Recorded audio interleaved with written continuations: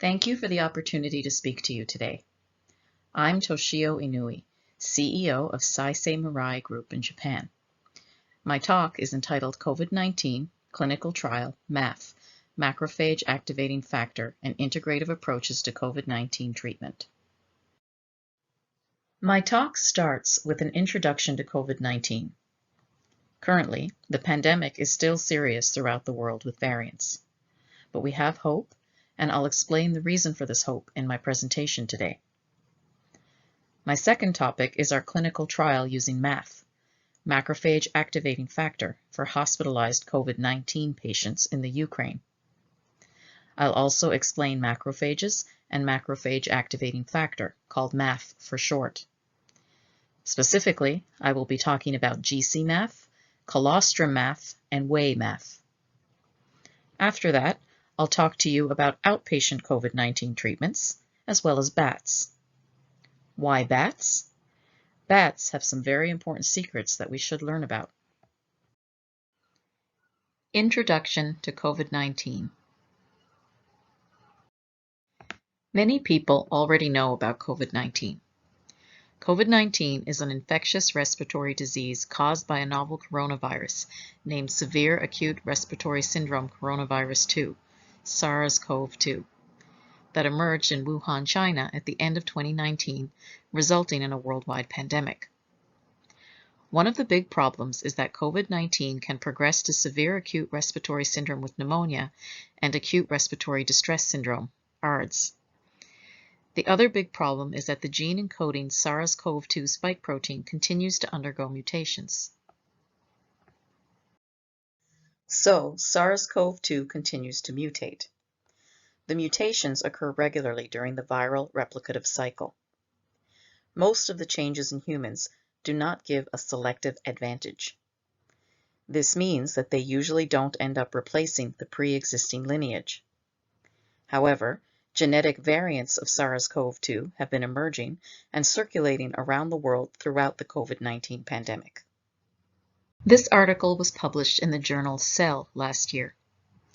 As you can see, a SARS-CoV-2 variant with the spike protein G614 mutated from the original D614 and became the dominant pandemic form of the virus. The consistent increase of G614 at regional levels may indicate a fitness advantage, and now there are many variants emerging worldwide. 4 major variants of concern have been identified based on where they were first described. B.1.1.7 was first identified in the UK, B.1.351 in South Africa, P.1 in Brazil, and the Indian variant, now widely called the Delta variant, in India. The triple mutant variant, also being referred to as the Bengal strain, is reportedly more infectious than the other strains. These variants are no longer limited to the countries in which they were first identified. Recent variants of concern seem to result in increased disease severity, increased transmissibility, and evading the immune response. More recently, the focus has been on the possibility that these variants of concern may evade the immune response. However, the clinical fact that asymptomatic infection always occurs may suggest that our immune system, cellular immunity, and antibodies may deal with even triple mutants. Spike protein causes cell damage. The novel coronavirus spike protein plays an additional key role in illness. This is a very serious problem, and many people have asked me for the reasons why and how. This figure shows the effect of spike protein on mitochondrial structure in vascular endothelial cells. Mitochondria play a pivotal role in cellular energy production. It is also known that mitochondria control innate immunity and cell death. As you can see, the mitochondrial structure of control cells in the left panel is elongated, while the structure of the SARS-CoV-2 spike protein treated cells in the right panel is fragmented. These results indicate that SARS-CoV-2 spike protein induces mitochondrial damage. Scientists have known that SARS-CoV-2's distinctive spike proteins help the virus infect its host by latching onto healthy cells. Now, a major new study shows that the virus spike proteins play a key role in the disease itself. The paper, published on April 30th, 2021 in Circulation Research, also shows conclusively that COVID-19 is a vascular disease, demonstrating exactly how the SARS-CoV-2 virus damages and attacks the vascular system on a cellular level. The findings help explain COVID-19's wide variety of seemingly unconnected complications and could open the door for more effective therapies. This NIH figure shows the prime cellular targets for SARS-CoV-2. This is important, and later I'll explain the relationship between the prime cellular targets for SARS-CoV-2 and MALT, mucosa-associated lymphoid tissue. Now I'm going to talk about the clinical trial of the MAF capsules used for hospitalized COVID-19 patients in the Ukraine. The clinical trial in the Ukraine is a phase 2 clinical trial to evaluate the efficacy of Colostrum MAF and Whey MAF compared to the control group. 300 patients have been enrolled in this clinical trial and are randomized into 3 groups: SOC, standard of care, SOC plus Colostrum MAF capsules, and SOC plus Whey MAF capsules. We have not yet finished this clinical trial, but in the next slide I'm going to talk to you about the results we've had so far. We have almost finished treating around 200 patients in this trial, and I'm going to summarize the preliminary results of the clinical study. The main points of the results are no adverse events, a decrease in the mortality rate, decrease in necessity and duration of supplemental oxygen, decrease in time to recovery, decrease in time until hospital discharge, prevention of respiratory failure, and restoring the baseline decreased lymphocytes count. We are going to update the results of the clinical study as soon as possible once they become available. I'm now going to talk about post-COVID syndrome and our ongoing clinical trial of MAF capsules for patients with post-COVID syndrome. What is post-COVID syndrome? The timeline of post-acute COVID-19 is shown in the picture. Acute COVID-19 usually lasts up to 4 weeks from the onset of symptoms. Post-acute COVID-19 is defined as persistent symptoms and/or delayed or long-term complications beyond 4 weeks from the onset of symptoms. The common symptoms observed in post-acute COVID-19 are summarized in the picture, and I'll talk more about the symptoms on the next slide. While the definition of the post-acute COVID-19 timeline is evolving, based on recent literature, it is further divided into 2 categories. 1. Subacute or ongoing symptomatic COVID-19, which includes symptoms and abnormalities present from 4 to 12 weeks beyond acute COVID-19. And 2. Chronic or post-COVID-19 syndrome, which includes symptoms and abnormalities persisting or present beyond 12 weeks of the onset of acute COVID-19 and not attributable to alternative diagnoses. On the other hand, the CDC calls such symptoms post-COVID conditions and indicates that even people who did not have symptoms when they were infected can have post-COVID conditions. Long COVID is a range of symptoms that can last for weeks or months after first being infected with the virus that causes COVID-19, or can appear weeks after infection. Long COVID can happen to anyone who has had COVID-19, even if the illness was mild or they had no symptoms.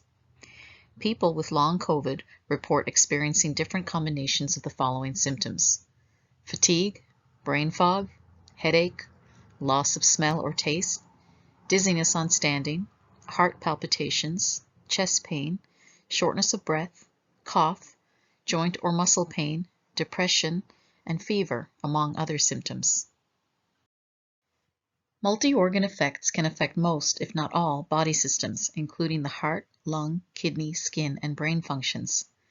Multi-organ effects can also include conditions that occur after COVID-19, like multisystem inflammatory syndrome, also called MIS, and autoimmune conditions. MIS is a condition where different body parts can become swollen. Autoimmune conditions happen when your immune system attacks healthy cells in your body by mistake, causing painful swelling in the affected parts of the body. Post-COVID conditions also can include the longer-term effects of COVID-19 treatment or hospitalization. Effects of COVID-19 treatment and hospitalization can also include post-intensive care syndrome, or PICS, which refers to health effects that remain after a critical illness, These effects can include severe weakness and post-traumatic stress disorder, or PTSD.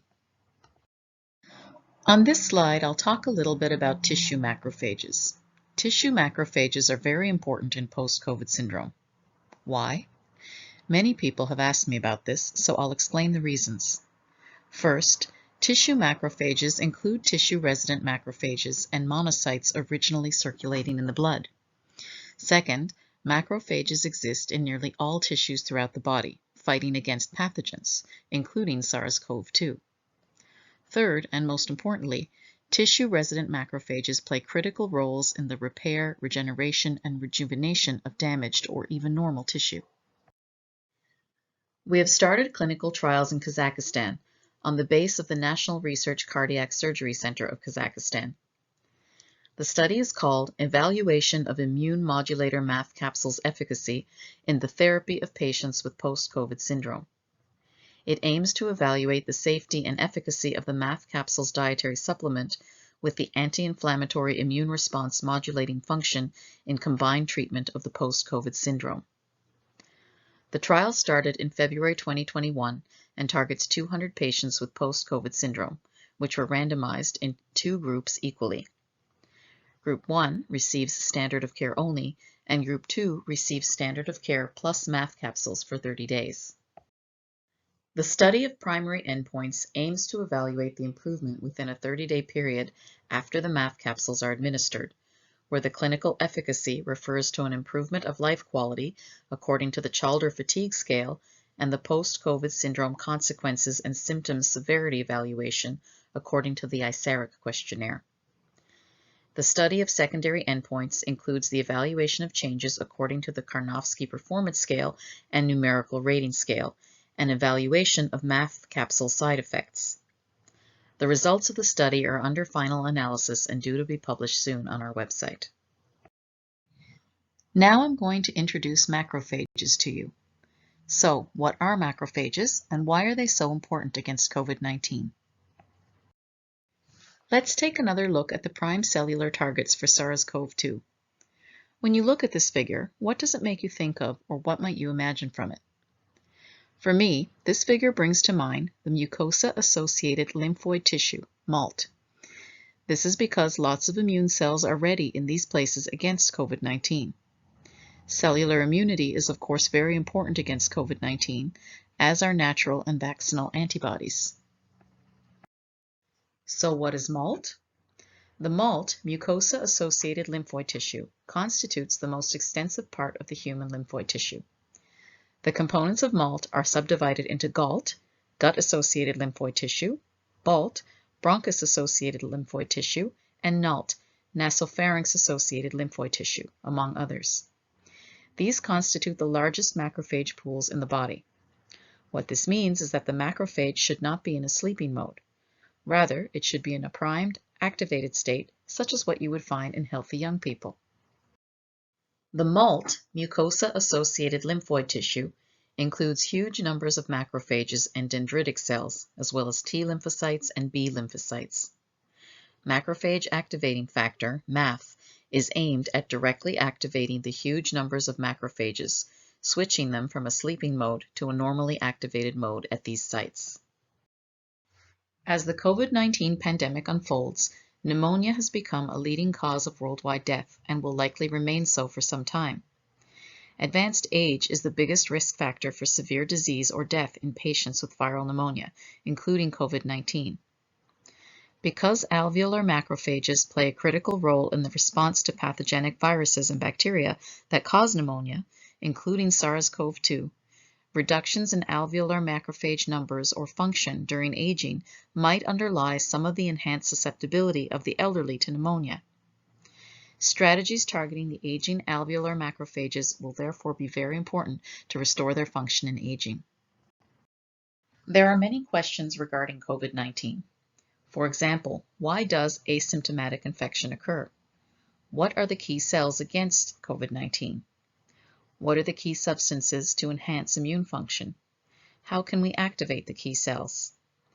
The alveolar macrophage stands as the guardian of the alveolar blood interface, serving as the front line of cellular defense against respiratory pathogens. Alveolar macrophages are the primary phagocytes of the innate immune system, clearing the air spaces of infectious, toxic, or allergic particles that have evaded the mechanical defenses of the respiratory tract, such as the nasal passages, the glottis, and the mucociliary transport system. The image people have of macrophages is that of hungry white blood cells which engulf bacteria and other pathogens, moving like amoebas. Macrophages are very dynamic cells and found in essentially all tissues. Many people have asked me what I think about M1 and M2 macrophages. In my opinion, M1 and M2 macrophage theory sounds good, but it doesn't match the clinical facts very well. Until 2000, macrophages had been classified into M1 and M2 macrophages. In 2004, macrophages were classified into 4 types: M1, M2A, M2B, and M2C. In 2014, macrophages were classified into 7 types, and then later there were more types added. According to Professor Hori of Tokushima University, it isn't possible to classify macrophages into only M1 and M2 types because macrophages are moving like amoebas, having more than 1,000 antigens on their cell surface. Recent studies have revealed that the M1-M2 paradigm is not sufficient to encompass all the states of macrophage activation. Macrophages have the ability to change their polarization in response to different stimuli. Macrophage phenotype changes during tissue repair, switching from pro-inflammatory phenotype, M1-like, to an anti-inflammatory phenotype, M2-like. This is simply amazing. Different polarization and activation markers of M1 and M2-like macrophages can coexist in tissues. Polarized M1 or M2-like macrophages, driven by cytokines, can be subsequently repolarized to another phenotype with little or no memory of polarization history. In this video, you can see how macrophages engulf foreign substances using their cell membrane like hands, like this.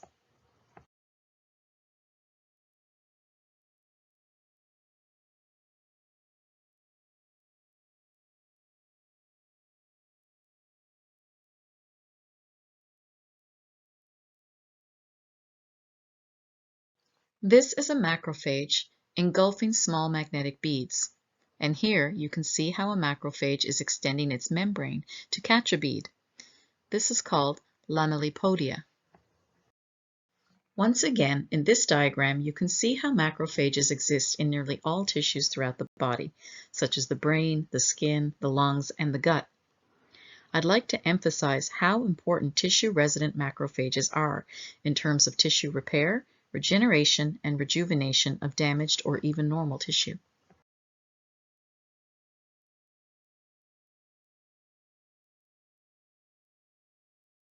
One concept is that macrophages can be found in 3 states: triggered, primed, and aged or stressed state.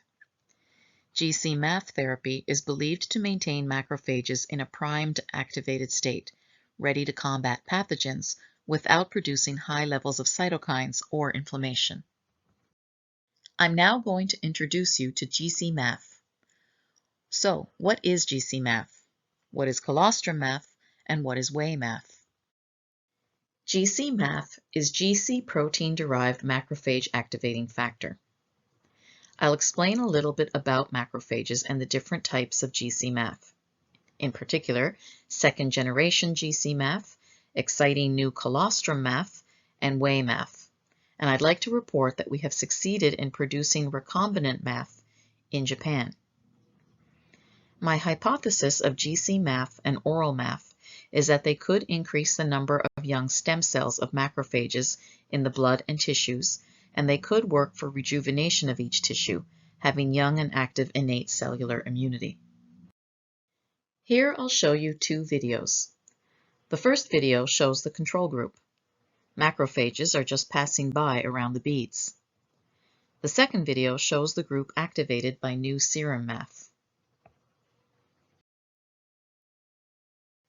This is a macrophage, and these are small magnetic beads.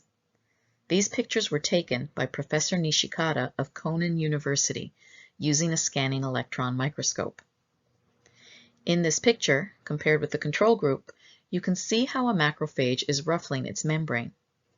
This macrophage is activated by our new serum MAF. This is a macrophage activated by GcMAF. The green color shows actin. As you can see, lamellipodia formation and actin accumulation were observed just 5 minutes after activation by GcMAF, and over time these changes grew in strength. Macrophages are also known to play a critical role in anti-tumor immunity. They can infiltrate into tumors and are found in most tumor sites. Generally, it is considered that GcMAF increases phagocytic activity, superoxide radical generation, and has anti-angiogenic and anti-tumor effects.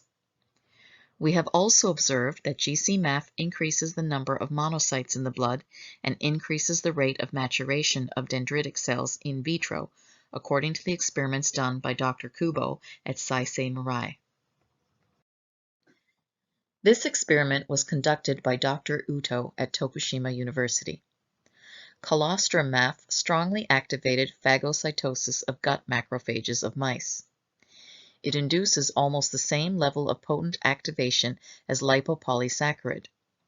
This means GcMAF made from colostrum is very well suited to the activation of macrophages in the mammalian gut. IL-1 beta and TNF-alpha are major inflammatory cytokines associated with autoimmune diseases.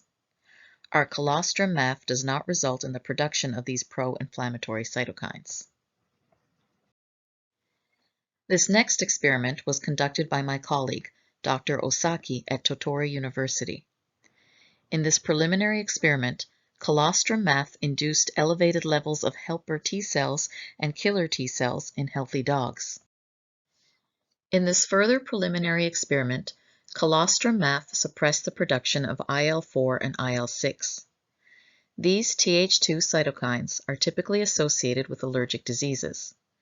Clinical facts support that colostrum MAF and Whey MAF are very effective for allergic diseases, such as pollinosis and atopic dermatitis. The next topic is, how can we treat COVID-19 outpatients? Early detection and early treatment is the gold standard in the medical world. Especially, early treatment for COVID-19 is very important to improve prognosis, ideally while outpatients are still in their home. Now let's look at a strategy for COVID-19. For prevention, vaccination and having active and young cellular immunity are very important. For treatment, I recommend several of the treatments shown in the slide. Standard of care, oral MAF, macrophage activating factor, and/or GcMAF injection, high-dose vitamin C injection, and ozone therapy. Why do we need outpatient COVID-19 treatment? As shown in the slide, the goals of ideal outpatient treatment are to reduce symptom duration, decrease risk of severe disease and hospitalization, reduce infectivity, and reduce likelihood of long-term complications. For those purposes, early administration of oral medication and injection are reasonable and convenient as long as there are almost no side effects. If you get infected with COVID-19, what would you do? Would you simply wait in your house or in a hotel room until your symptoms get better or worse? Early detection and early treatment are important keys in all diseases. We offer apartment rooms to take care of COVID-19 patients with various medications and, of course, oxygen. We have nurses at our clinics who can go to the apartment rooms so that patients can easily take combined treatments and spend time more relaxed, reducing the risk of spreading illness. Once again, early diagnosis and early treatment are important keys in all diseases. Now I'm going to talk about bats, especially their remarkable longevity. Why can bats live so long? Let's take a look at their secrets. Some people love bats, but I guess many people don't like bats as much. One reason is that there have been horror movies and novels about Count Dracula and also vampire bats. In reality, bats are unique, cute, and amazing mammals, so it's a good idea to learn more about them. Introduction to bats. The pandemic brought huge attention to bats. The reason for this is because bats are special. I'll explain why in the next couple of slides. What makes bats special might not be their antiviral ability, but rather their anti-disease features. Infected bats show no or minimal signs of disease, even when high viral titers are detected in their tissue or sera. Longevity in bats and humans. The evolutionary theory of aging predicts that lifespan should decrease in response to the amount of mortality caused by extrinsic sources. Longevity is often correlated to body size. For example, an African elephant can live as long as 70 years. A common house mouse typically lives only 1 to 3 years. Humans are considered relatively long-lived animals, tending to live about 4 times longer than most other mammals when adjusted for size. Bats can far exceed that. Some species can live 40 years, 8 times longer than similarly sized mammals, which is why scientists have long sought to understand bats as a model for healthy aging. If we lived as long as bats, adjusted for size, we could live 240 years. Hibernation is a natural example of caloric restriction. Thermoregulation is very special. One lineage with extreme longevity that does not hibernate but exhibits flexible thermoregulation is the common vampire bat. The bat's amazing ability is to allow their body temperature to fluctuate. For example, the vampire bat can let its body temperature rise and fall throughout the day. The ability to tolerate a wide range of body temperatures could be most important for surviving viral or other pathogen infections. This ability to tolerate a wide range of body temperatures happens to a limited extent in humans. When the immune system attempts to kill a virus or bacterial infection by raising body temperature and causing a fever, it's a natural defense for humans against pathogens. There are some more special abilities in bats, like enhanced autophagy, very high levels of heat shock proteins, reduced production of reactive oxygen species, and reduced NLRP3-mediated inflammatory responses. This figure compares humans with bats in multi-level mechanisms of dampened inflammasome activation. Compared to humans, bats amazingly have dampened transcriptional priming and reduced protein function for NLRP3, loss of PYHIN, including AIM2, and reduced caspase-1 activity and or IL-1 beta cleavage, which leads to an overall reduction in inflammation. What can we learn from bats? Hibernation is not possible for humans, so instead, I recommend some degrees of caloric restriction, such as eating less sugar, eating less junk food, and going organic. Thermoregulation. You can take hypothermia in your house every day. And what I mean by that is taking a hot bath at around 40 degrees Celsius for more than 20 minutes and doing exercise and drinking water. Bats eat either insects or fruits or blood, depending on each species. Food doesn't matter for the longevity of bats. Why? Actually, we don't really know the answer yet. Reduced production of reactive oxygen species. For humans, I recommend eating antioxidant-rich phytochemicals from food sources. Can we all become Batman or Batwoman? This is a very important question to me, and my answer would be partially yes. Next year, I'll be able to tell you the reason why after I get back the experiment results that we are doing now in Japan. In the meantime, thank you very much for your attention today, and please feel free to contact us at any time through the information you can see on the screen.